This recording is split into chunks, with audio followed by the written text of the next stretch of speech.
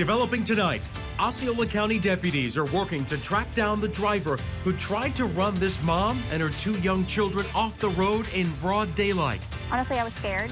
And she told us it was far more than just a case of road rage. She actually believes she was targeted because of her religious attire. Within the last half hour, deputies told us they are following up on tips about who this other driver is. Eyewitness News at 10's Ryan Hughes is live where this started. And Ryan, she told you this terrifying ordeal lasted about 20 minutes and several miles. And Marty, she said she first saw that truck here in this intersection, US 192 in Poinciana Boulevard in Osceola County. It stretched roughly 10 miles, ending down there in her neighborhood. Now, I just spoke to an Osceola County Sheriff's Office spokeswoman who said the department has reliable information and detectives will follow up in the morning. This driver could be charged with aggravated assault.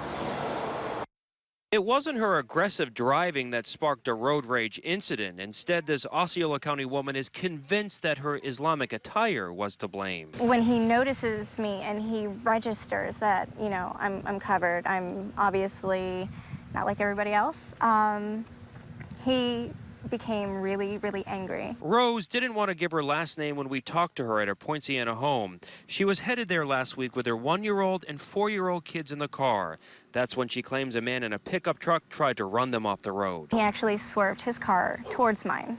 I had to swerve off of the road and into the grass. It happened 2 more times and caused damage to her car, but that wasn't the worst part. At this point, he grabs a red flannel shirt from his passenger side seat.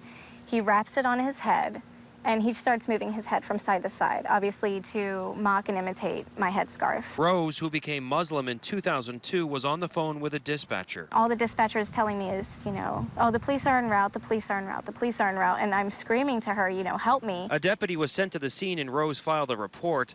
She said the man was driving a black pickup truck with a rusted roof and a toolbox in the back with the word Delta on it.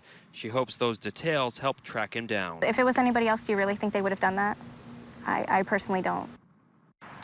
Now I'm told that 911 recording should be available sometime tomorrow. Live in Osceola County, Ryan Hughes, Eyewitness News at 10.